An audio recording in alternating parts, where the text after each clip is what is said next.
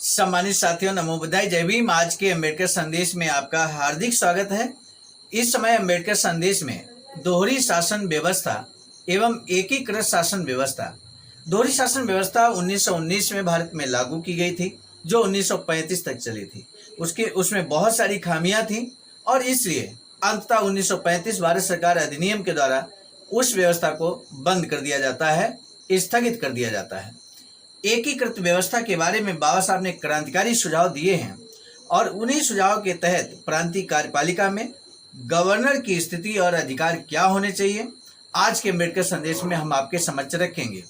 आज के अम्बेडकर संदेश को हम आपके समक्ष प्रस्तुत कर रहे हैं बाबा साहब डॉक्टर अम्बेडकर संपूर्ण वाङ्मय खंड 4 से बाबा साहब डॉक्टर अम्बेडकर साइमन कमीशन के साथ। इस विषय पर ये खंड 4 है, जिसमें पेज नंबर आज हम आपके समक्ष प्रस्तुत करेंगे, पेज नंबर 26 से लेकर 29 तक।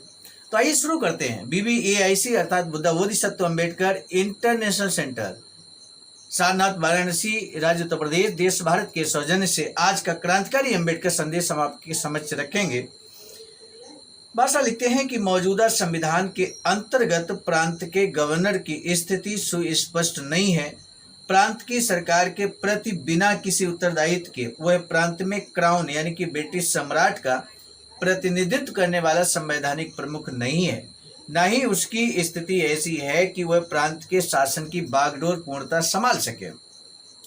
वह दोनों नावों पर सवार रहता है। गवर्नर या शासन तंत्र के कुशल संचालन की दृष्टि से गवर्नर की ऐसी स्थिति जिसमें उसे एक तानाशाह और संवैधानिक प्रमुख की दोहरी भूमिका निभानी पड़े, कोई अच्छी स्थिति नहीं है। गवर्नर की स्थिति के बारे में जैसी भी कठिनाइयां रही हों, वे 1919 में लागू किए गए संविधान के अनुकूल थीं। चूंकि संविधान ने पूर्णतः उत्तरदायी सरकार की स्वीकृति नहीं दी थी, अतः गवर्नर की स्थिति निसंदेह संवैधानिक प्रमुख की नहीं थी। दूसरी ओर चूंकि प्रांत के कुछ विभागों के कार्य का संचालन उत्तरदायी मंत्रियों को सौंप दिया गया था, अतः गवर्नर की पहले वाली अनुत्तरदायी प्रमुख की स्थिति नहीं रही थी। इस प्रकार एक विवेकपूर्ण सिद्धांत के आधार पर गवर्नर की स्थिति में परिवर्तन किया गया था। इस सिद्धांत के अनुसार गवर्नर के कार्यकारी अधिकार कम किए गए और उसी अनुपात में उत्तरदायी सरकार को बढ़ावा दिया गया। गवर्नर की स्थिति और उत्तरदायित्व के हस्तांतरण के बीच सामंजस्य स्थापित करने का जो सिद्धांत 1919 में निर्धारित किया गया था, उसके तर्क का अनुसरण करते हुए मैं सिफारिश करता हूं कि प्रांत के गवर्नर की स्थिति संवैधानिक प्रमुख की कर दी जाए। असल में गवर्नर की स्थिति के बारे में इसके अतिरिक्त ऐसा कुछ सोचा भी नहीं जा सकता जो पूर्णतः उत्तरदायी शासन प्रणाली के अनुकूल हो। जहां तक उसकी शक्तियों का संबंध है, क्राउन के प्रतिनिधि के रूप में क्राउन के प्रतिनिधि के रूप में प्रांत की कार्यपालिका में उसे कैबिनेट के लिए नियुक्तियां करने की शक्ति प्राप्त रहेगी। इसी हैसियत से उसे प्रशासन की किसी शाखा से संबंधित मामले में मंत्री द्वारा प्रस्तावित किसी आदेश को स्वीकृति देने या न देने का अधिकार होगा।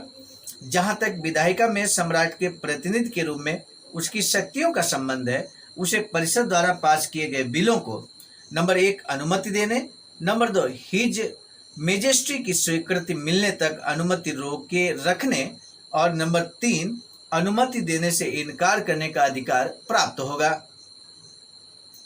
भाषा कहते हैं कि गवर्नर को दिए गए इन अधिकारों के प्रयोग के लिए शर्त यह होनी चाहिए कि इनका प्रयोग विधायिका के प्रति उत्तरदायी मंत्रियों की सलाह से होगा। इसका ये मतलब नहीं है कि वह मंत्रियों से असहमत नहीं हो सकता।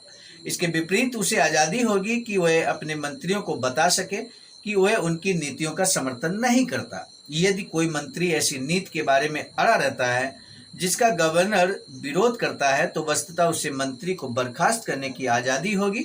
संवैधानिक प्रमुख के नाते उस पर ऐसा कोई बंधन नहीं लगाया जा सकता कि वह विधायिका के प्रति उत्तरदायी मंत्री की सलाह के अनुसार चले। उसके बंधन का मूल मंत्र मतदाताओं की इच्छा है। यदि वह किसी मंत्री की सलाह से सहमत होता है तो इसका कारण यही है कि मंत्री मतदाताओं की इच्छा का प्रतिनिधि समझा जाता है। लेकिन ऐसे अवसर भी आ सकते हैं जब उसे संदेह हो कि मंत्री मतदाताओं की इच्छा का सही प्रतिनिधित्व कर रहा है या नहीं। इसके परिणाम स्वरूप सब उत्तरदायी सरकारों के संविधान न केवल इस संभावना को स्वीकार करते हैं बल्कि उसे मतदाताओं की इच्छा जानने के लिए सब संभव साधन प्रदान करते हैं। इस उद्देश्य से प्रत्येक उत्तरदायी सरकार का संविधान गवर्नर को अनुमति देता है कि वह मंत्रियों को बर्खास्त करके ऐसे नए मंत्री नियुक्त कर सके जो उससे सहमत हों। आशा की जाती है कि विधायिका इन मंत्रियों का समर्थन करेगी। यदि विधायिका नए मंत्रियों का समर्थन करने से इनकार करे तो सब उत्तरदायी सरकारों के संविधानों में एक और उपाय भी है और वह है समर्थन के लिए मतदाताओं से अपील करना। प्रांत के गवर्नर को इन सब संसाधनों के प्रयोग की अनुमति होनी चाहिए, लेकिन ये भी ध्यान रखना जरूरी है कि कोई संविधान उसे इससे अधिक शक्ति नहीं देता। यदि मतदाताओं की इच्छा जान लेने पर पाया जाए कि जनमत गवर्नर के विरुद्ध है तो प्रत्येक उत्तरदायी सरकार के संविधान में उसके लिए झुकने, पद त्याग करने या लड़ने के अतिरिक्त और कोई विकल्प नहीं है। प्रांत के गवर्नर को इन संसाधनों से संतुष्ट रहना चाहिए। मौजूदा संविधान के अनुसार उसे विधायिका द्वारा पास न किए गए विधेयकों का प्रमाणित करने, विधायिका द्वारा अस्वीकृत खर्च की मंजूरी देने या मंत्रियों को बर्खास्त करके संविधान को निलंबित करने और सारा कामकाज स्वयं संभालने की शक्ति प्राप्त है। ऐसी निरंकुश शक्तियां उसे किसी भी परिस्थिति में नहीं मिल सकती। अतः गवर्नर को संवैधानिक प्रमुख बनाने के लिए आवश्यक है कि उसकी प्रमाणन और निलंबन की शक्तियां ले ली जाएं। इस प्रकार विधायिका के प्रति उत्तरदायी मंत्रियों की सलाह के बिना स्वतंत्र रूप से काम करना उसके लिए असंभव हो जाएगा। जिस धारा के अनुसार गवर्नर मंत्रियों की सलाह से कार्य करने के लिए बाध्य हो, उसकी सुस्पष्ट भाषा निश्चित करना महत्वपूर्ण है। इस संबंध में धारा 52(3) की शब्दावली बहुत अस्पष्ट प्रतीत होती है। इसकी शब्दावली इतनी अनिश्चित है कि उससे अभीष्ट उद्देश्य पूरा नहीं होता। गवर्नर मंत्रियों की सलाह से कार्य करेगा कहने के बदले ये कहना बेहतर होगा कि गवर्नर का कोई भी आदेश तब तक वैध नहीं होगा जब तक कि मंत्री भी उस पर हस्ताक्षर न करें। ऐसी भाषा का बंधनकारी बल स्पष्ट है। तदनुसार मैं धारा की भाषा में ऐसा परिवर्तन करने की सिफारिश करता हूँ। गवर्नर की शक्तियों की परिभाषा के साथ साथ कार्यपालिका में उसका स्थान भी स्पष्ट हो ही जाना चाहिए। प्रांत के कार्य संचालन से मुक्त होने के बाद गवर्नर का कार्यकारी के बदले पर्यवेक्षी हो जाता है। उसका मुख्य काम ये देखना है कि जिन लोगों को उत्तरदायित्व सौंपा गया है वे संविधान में उनके मार्गदर्शन के लिए उल्लेखित सिद्धांतों का उल्लंघन न करें।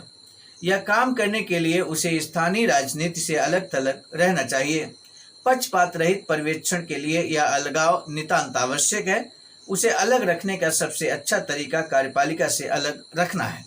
राजनीतिक विवादों में प्रत्यक्ष रूप से गवर्नर का भाग लेना उसके निष्पक्ष निर्णय के प्रति जनता के विश्वास को जितनी ठेस पहुंचाएगा उतनी ठेस और कोई चीज नहीं पहुंचाएगी।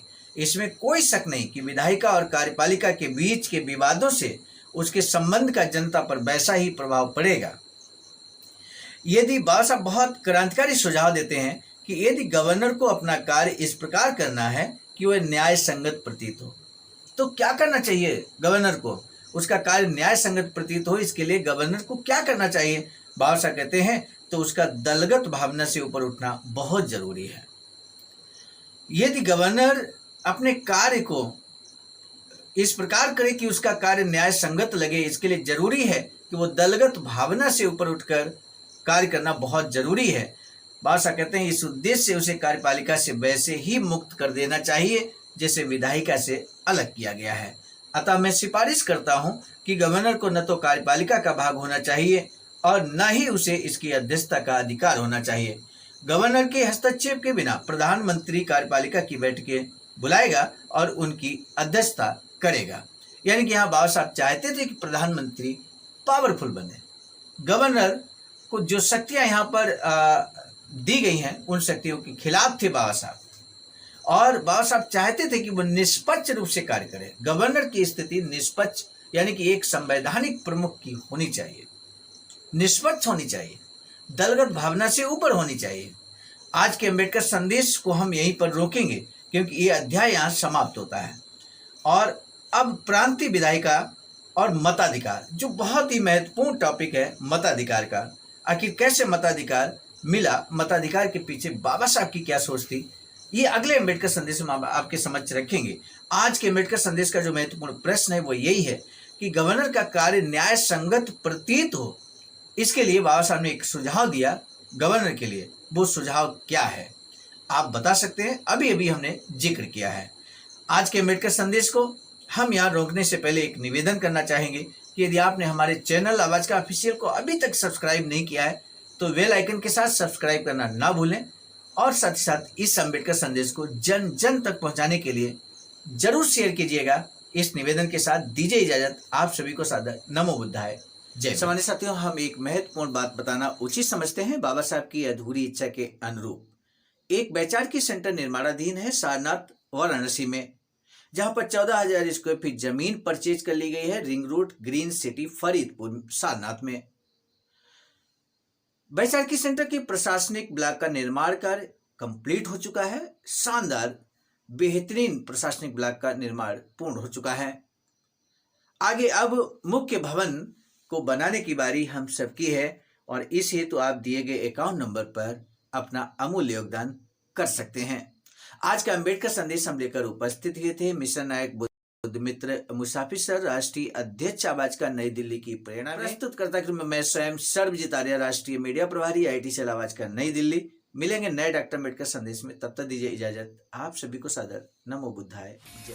सामान्य साथियों, यदि आप हमारे इस चैनल आवाज का ऑफिशियल, जिस पर नियमित सुबह 5 बजे डॉक्टर अम्बेडकर संदेश आपको मिलता है, आप हमारे इस चैनल को सपोर्ट करना चाहते हैं तो हमारा आपसे निवेदन है कि आप हमारे इस चैनल को सब्सक्राइब कर लें, वीडियो को शेयर, लाइक, कमेंट जरूर करें।